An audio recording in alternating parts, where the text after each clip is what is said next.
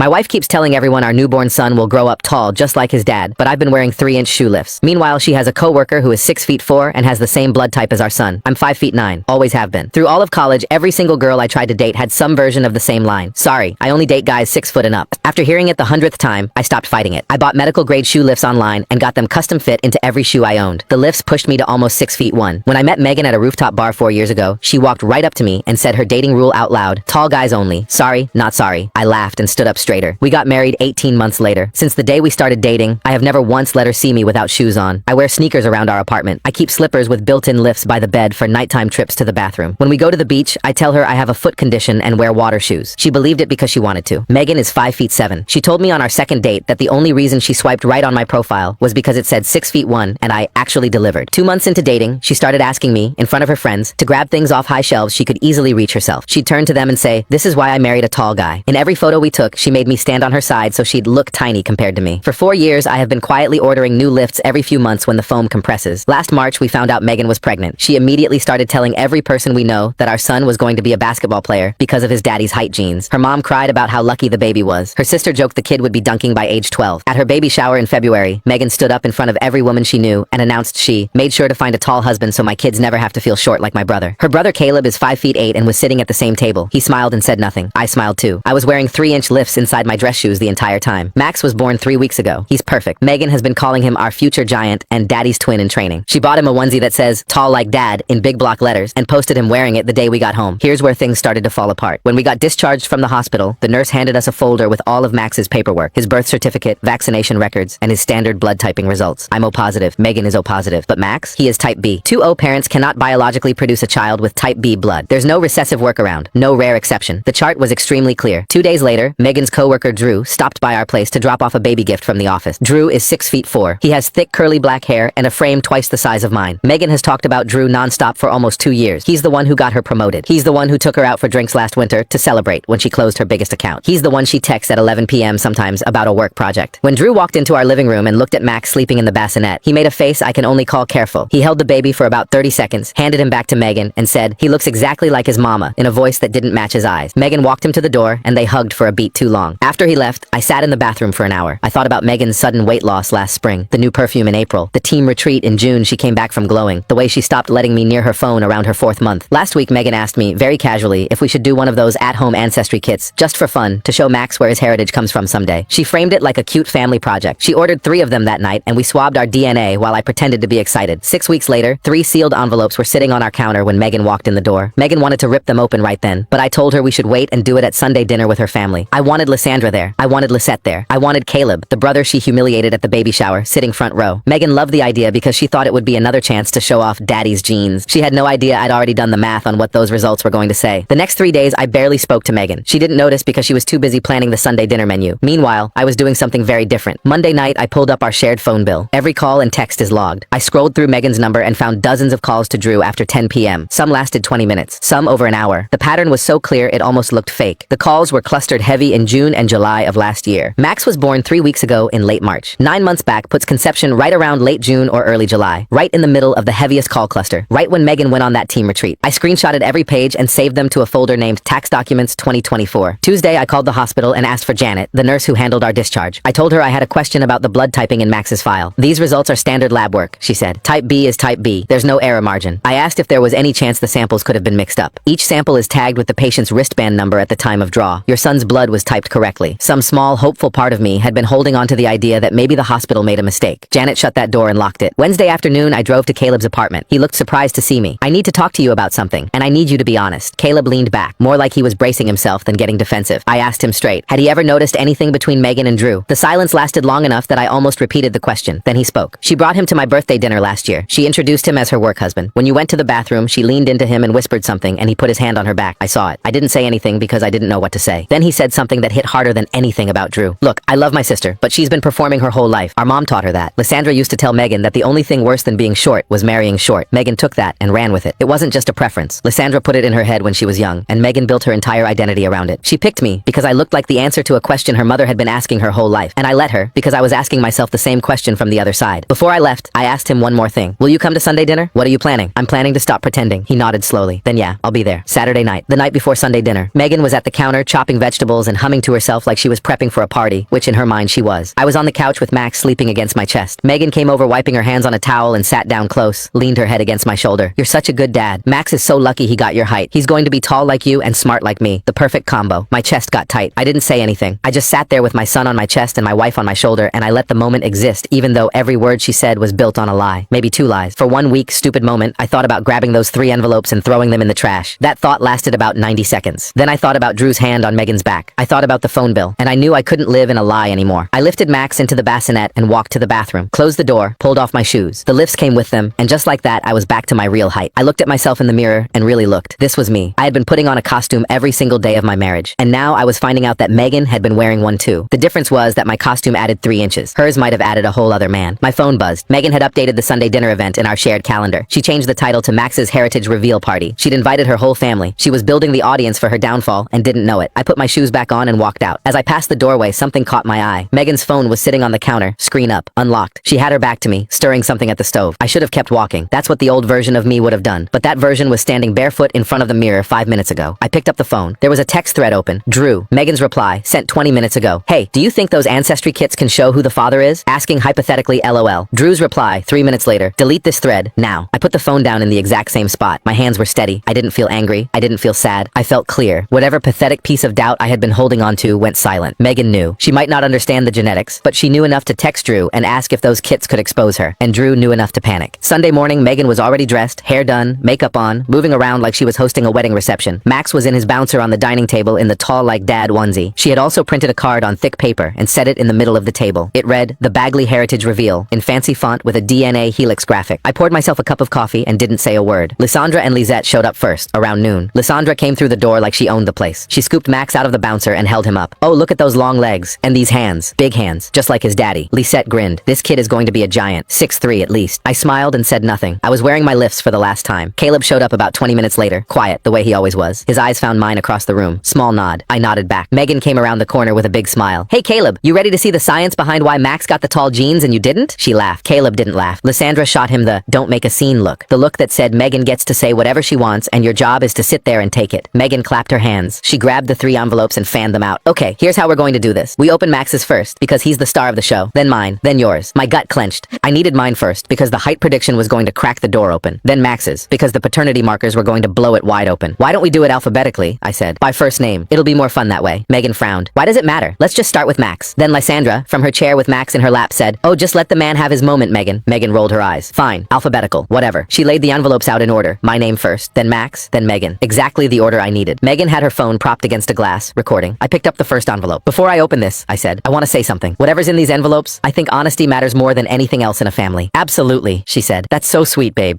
She had no idea I was loading the gun in front of her and she was helping me aim it. Caleb's eyes were locked on mine. I tore the envelope open. Heritage breakdown first. Standard. Health markers. Normal. Then I got to the third section. Physical trait predictions. There was a chart. Eye color probability, hair texture, a few other things. And then in plain text, estimated genetic height potential, 5'8" to 5'10". I read it out loud. Every word. For about 2 seconds, nobody said anything. Lysandra's face froze. Lisette slowly lowered her wine glass. Caleb didn't move. Then Megan laughed. That quick, sharp laugh people do when they think someone made a mistake. That's obviously wrong. You're 6'1". Nobody said a word. I set the paper down. I looked at Megan. No, I'm not. Then I reached down and pulled off my shoes. Both of them. I set them on the floor and stood up. The difference was immediate. 3 inches is a lot when you're standing 5 feet away from people who have spent 4 years looking up at you. Megan stared at me. Her eyes went from my face to my feet and back. Lysandra's mouth fell open. Lisette put her wine glass down with a small click. The room was so quiet I could hear Max breathing on Lysandra's lap. And then Megan did something that told me more about her than anything she'd said in 4 years of marriage. She didn't ask why. She didn't ask how long. She didn't ask if it was a joke. She looked at me with this tight, twisted expression, almost like disgust, and said, Put your shoes back on. No. Her voice dropped low. You're embarrassing me. Put them back on. Right now. Not, why did you lie to me? Put them back on. Like the lie was fine as long as nobody could see it. Caleb said, quietly but clearly, Let him talk, Megan. Her head snapped toward him. Nobody asked you. You wouldn't understand. You've been short your whole life. Caleb didn't react. I told them about the lifts, about the custom insoles in every pair of shoes I owned, the water shoes at the beach, the fake foot condition. Then I looked at Megan. I lied about my height because I thought that was the only way someone would love me. And Megan, you made sure I believed that every single day. Lysandra opened her mouth, probably to make this about what I did wrong, but before she got a single word out, Caleb spoke. Mom, don't. You told Megan her whole life that short men were a deal breaker. This is what that turned into. Lysandra closed her mouth. She looked at Caleb, then at Megan, then at me, and she didn't say a word. Megan straightened up. Okay, fine. You lied about being tall. That's your issue. That doesn't change anything about our family. She reached across the table toward Max's envelope. Let's just open Max's and move on. But I got to it first. I picked up Max's envelope envelope before her fingers touched it. She pulled her hand back, and for the first time I saw something flicker behind her eyes, something nervous. Before we open this, I said, I want to ask you something in front of your family. If my ancestry results say I'm 5 feet 9, and you're 5 feet 7, what exactly are the tall genes Max is supposed to have? Megan blinked. She opened her mouth and then closed it again. Lizette turned and looked at Megan with a completely different expression. The amusement was gone. What was on her face now was suspicion, the kind you can't fake. I opened Max's envelope slowly, heritage breakdown first. Then I got to the section that mattered. Paternity markers. A chart comparing my genetic markers and Max's. A number at the bottom. A percentage. A paternity confidence score. I read it once. Then again because my brain needed to see it twice to accept it. The number was low. Way low. Not in the range of a biological father and son. Not even close. I didn't say anything. I just turned the paper around and held it up so the entire table could see it. Nobody at that table had a genetics degree, but they could read a percentage, and they could tell the number next to paternity confidence was nowhere near what it should be. Lysandra looked at the paper, then at Megan. Lizette looked at the paper, then at Megan. Caleb didn't look at the paper. He was already watching his sister. Megan's face went white. It just drained, like someone pulled a plug.